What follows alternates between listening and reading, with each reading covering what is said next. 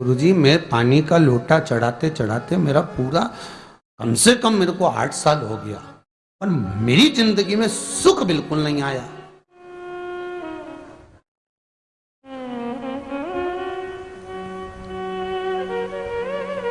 हमने कहा तूने कैसे चढ़ाया, वो भी तो सुने। तो क्या कैसे, क्या स्नान करा और मंदिर जाके लोटा चढ़ाया पानी का। अच्छा, अब मैंने कहा तू चुप रहे। उसके पति, यहीं की इसी ऑफिस की बात है, भवानी मंडी से, उसके पति से पूछा, हाँ जी वर्मा जी सही बताओ, पत्नी लोटा कैसे चढ़ाई। गुरुजी, ना जाने कहाँ के महाराज के चक्कर में पड़ी, लोटा भर के पानी चढ़ाने जाए, नहाने के बाद बच्चा इतना सा रो रहा, चिल्ला रहा, पर उसको टच तक नहीं करे, किसी चीज के नहीं छुए, और बिल्कुल कोरी की कोरी साड़ी पहने, धुली हुई, पहले ही बाथरूम में टांग के धर दे, उसको कोई छू नहीं सकता, टाविल टच नहीं कर सकता, और ऐसी जाके शंकर जी के फिर लोटा चढ़ाए। मंदिर में अगर किसी ने छू लिया तो वापिस आ जाए, नहाए धोए फिर जाए। मैंने कहा बस अब तो तू ऐसी जिंदगी भर चढ़ाती रहे तो भोलेनाथ आएगा ही नहीं।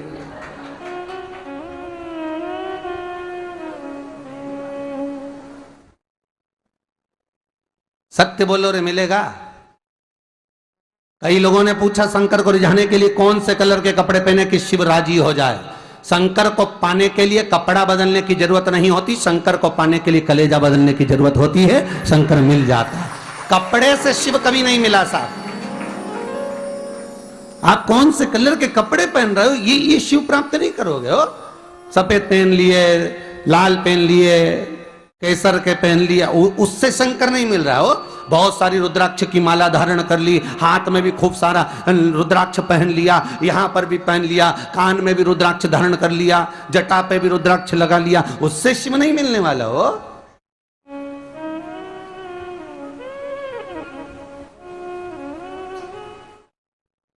अरे भाई,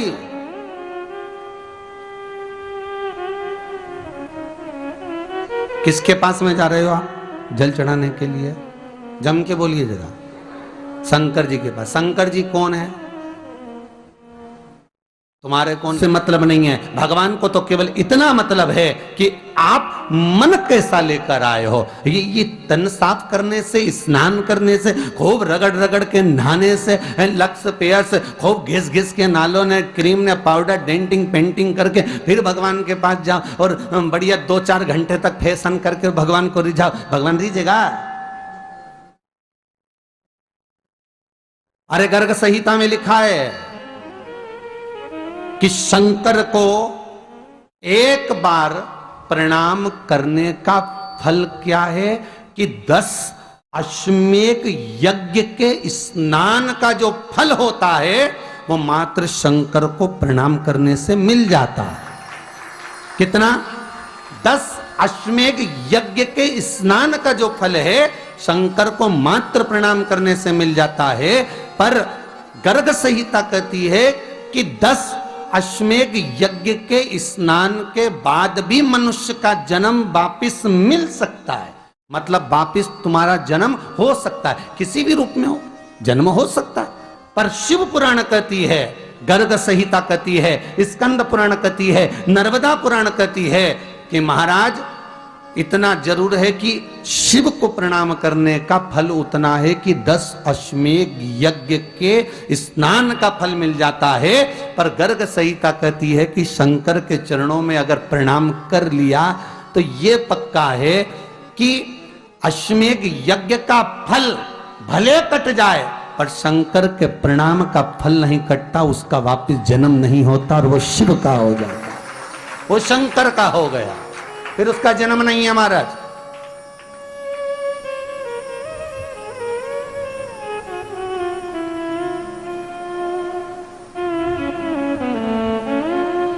पति से कहा हाथ धो, स्नान कर लो जल्दी से, फिर अपन को चलना है मंदिर। पति बोला नहा लिया एक बार तो दूसरी बार फिर से नहा लो।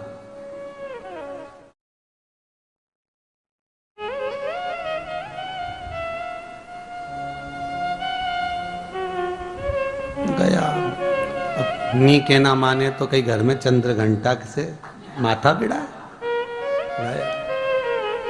स्नान करा फिर आया। चल पलंग पे काय को बैठ गए?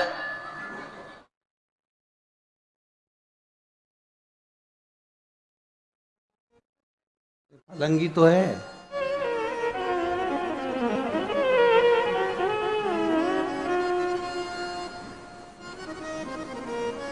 फिर से नहा के आओ।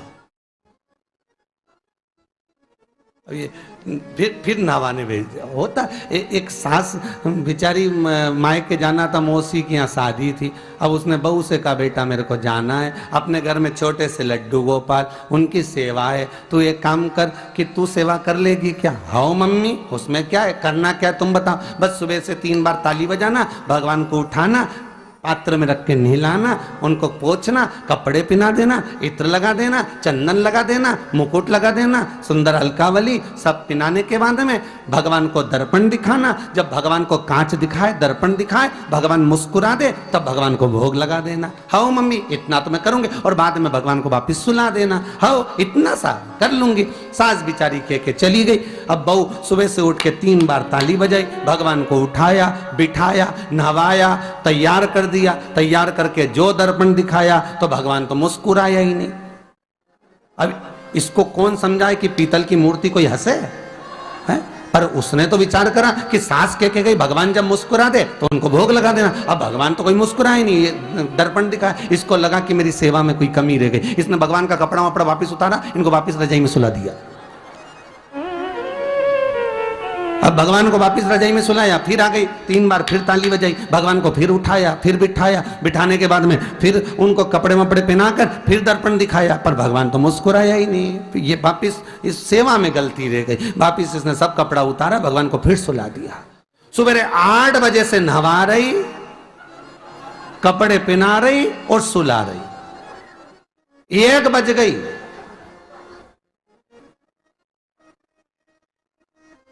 कुछ गलती रह गई होगी अपने सास के गई। अब की बार फिर भगवान को नहवाया। भगवान भी मन में सोचे नहवाई नहवा रही, खवा तो कछु ना रही।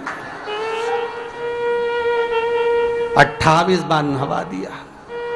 इसके बाप का क्या जाए, 29 बार भी नहवा देगी। सर्दी होगी तो हमको होगी, इसका क्या जाए।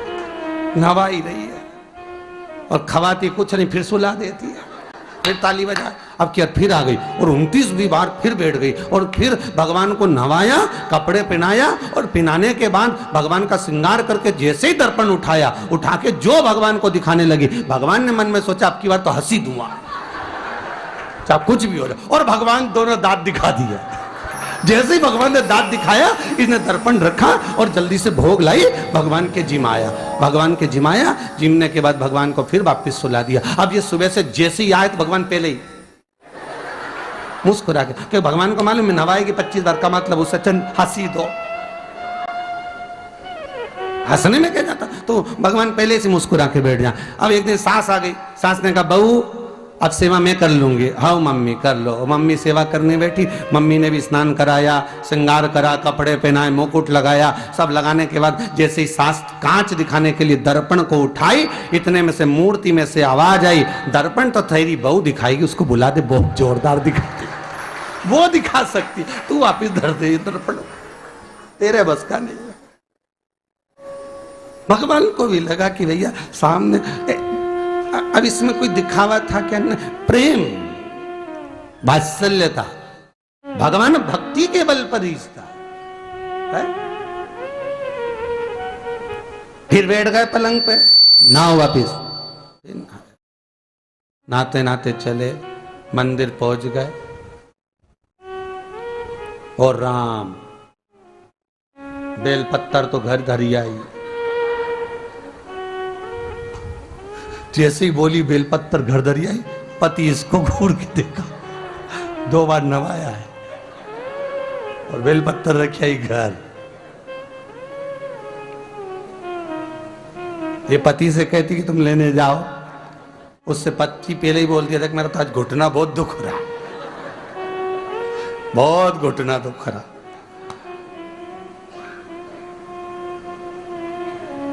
ठीक है, तुम बैठो, मैं आई अभी घर से। अब घर जाते जाते मालूम पड़े फिर कहीं का कोई छुआ गया तो नहाने बैठ गई।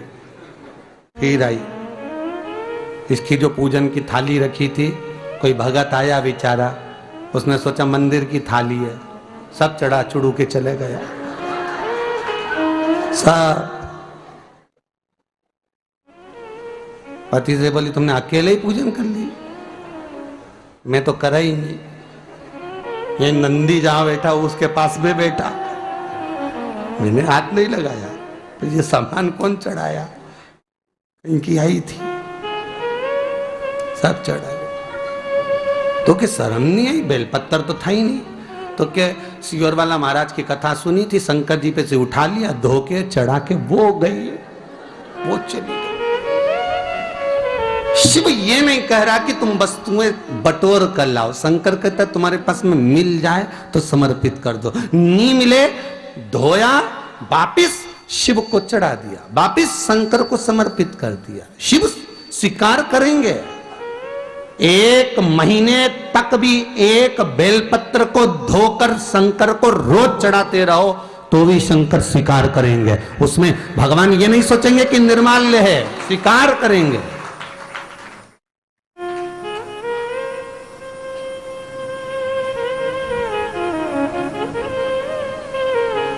पर इसका मतलब ये नहीं है कि तुम मंदिर के घर से अगर पास में लगी हो, नजदीक में लगी हो, 8, 10, 15 घर छोड़कर कुछ थोड़ी दूरी पर भी बेलपत्र लगी हो तो लेकर जरूर जाना, नहीं तो कहीं कहीं की इतनी आलसन। उन्होंने कहा सियोर वाला महाराज बोला तुम तो उठा उठा के चढ़ा दो, तो भगवान के मंदिर में ही बेलपत्र नहीं जाए मालूम पड़े हो, तो ऐसा नहीं है कि नहीं जाए वाला, जाओ, पास में लगी हो तो लेकर जरूर जाओ। भगवान को समर्पित करने के लिए थोड़ा ना थोड़ा भाव भगवान के द्वार पर जरूर लेकर जाओ।